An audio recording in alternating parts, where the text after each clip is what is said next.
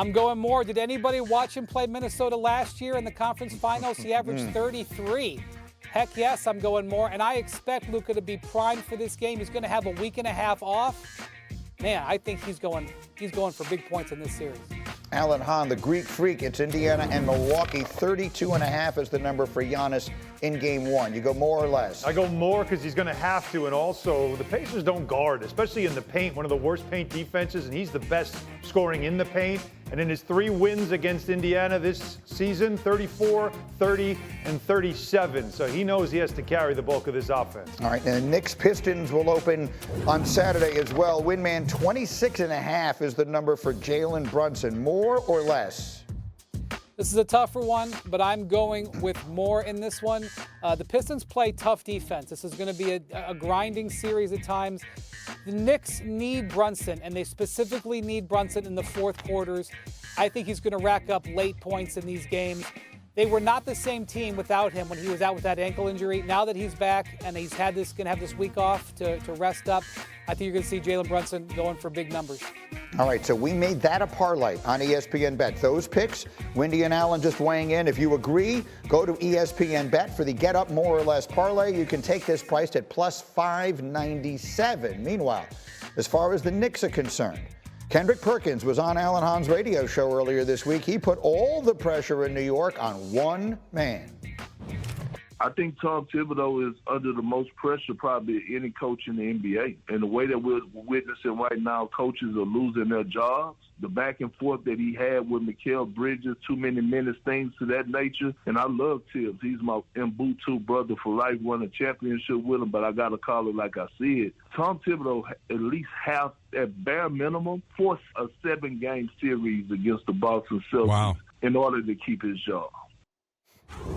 And they've got to beat Detroit before they even can start worrying about the Boston Celtics. We're going to keep Schrager in this conversation because he's a crazy Knicks fan. But for those of you who don't know, around the country, Alan works with the Knicks as well all season long. You cover that team literally day in and day out. Do you agree that Tom Thibodeau's job hangs in the balance of this postseason? First of all, shout out to Don Hahn and Rosenberg on 880 at ESPN New York for that. But I don't think this season that's where it rides. I do think that there is going to be more and more pressure. I think Perk is right when it comes to no coach has more pressure on him right now. But I don't think it's something that if there is this unexpected failure in the first round that there'll be a change in the offseason. It does not mean, though, that they go into next season with the sword of Damocles hanging over Tom Thibodeau. That could be a real thing. Winman, what do you think? No, I don't agree with Perk here. I love Perk, but I don't agree with him. Tom Thibodeau signed a very lucrative contract extension before the season. Not that money is a driving factor for the Knicks. They won 51 games this year. They won 50 last year, despite having some injury issues and despite not having depth at the center position. Could Tom Thibodeau do better developing his bench? Absolutely. Are they competitive with the Celtics and the Cavs, at least in the regular season? Absolutely not. But I think the Knicks' play here is more of a long-term play. I know this is not what a New Yorker wants to hear, but the Knicks' play when they signed all these guys was over a 3-year plan to outlast the very expensive second apron Boston Celtics. Evaluate him over that multiple years, not just this year. The Knicks had a very strong season. If they beat the Pistons, they will have had a good playoff. That's where it's going to be. It doesn't mean you're under the world if you're not winning the title. Voice of the Knicks fan, if the Knicks don't make the Celtics sweat in round 2, how will you feel? Why'd we get rid of Dante DiVincenzo? Why didn't we sign Hartenstein? What was the point of all these deals for Bridges and for Towns? I don't blame Tibbs. I know Knicks fans are split. He plays these guys too many minutes during the regular season, so they have nothing left in the playoffs. But when you lose Julius Randle 2 years ago for the playoffs and Brunson last year, I don't think that's fair on Tibbs. But I look at Cat, I look at Bridges. Are we better this year than we were a year ago? And if so, it didn't show up in the regular season against the Cavs and the Celtics. I'm not overlooking Pistons, by the way. And Alan, to me, Detroit scares me. They played last week. Starters were in there, and the Pistons beat up on the Knicks. They are a tough team, and they are not to be overlooked. I will leave this thought here.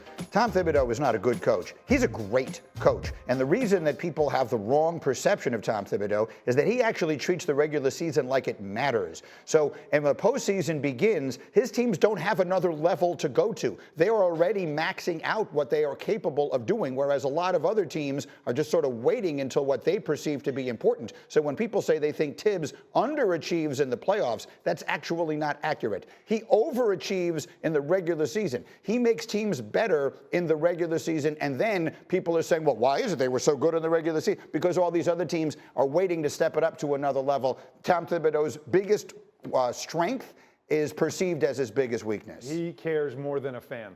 I'll tell you that. He lives and breathes the job. This matters to him more than you can imagine.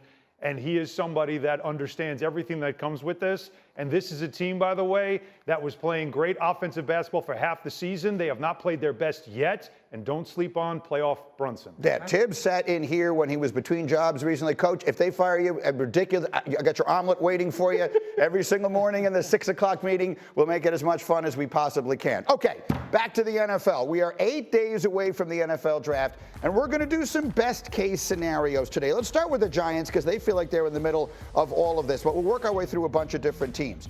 So, Louis Riddick, here's what I have identified as what I think is the best case scenario. The Giants take Abdul Carter at 3.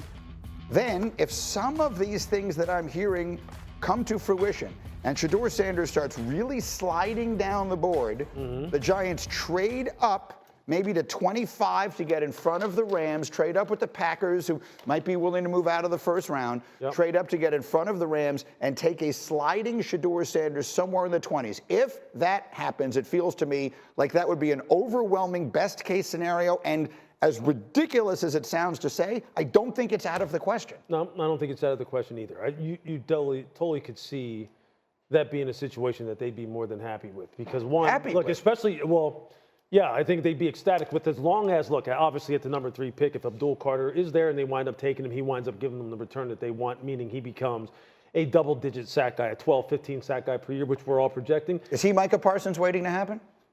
Yeah, you know what? He is. He has that kind of potential. He has that kind of get-off. He has that kind of explosiveness. He has that kind of versatility where he can play off-ball, he can play on-ball. Look, he asked to play defensive end this year because he wanted to do the same things that Micah did. He saw how lucrative of a decision this could be and how impactful of a decision it could be. Yeah, look, and if Shedeur, if you wind up picking him, you move back into the first round and you wind up picking him, he becomes a decades-long franchise-caliber player that winds up winning you division titles.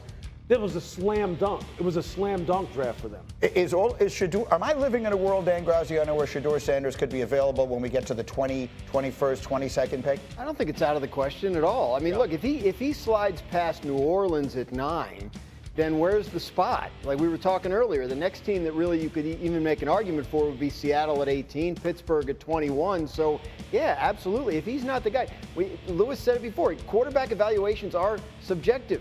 Like if he's not the Giants guy, right, then their best case scenario is Carter at 3 or Hunter at 3, whichever.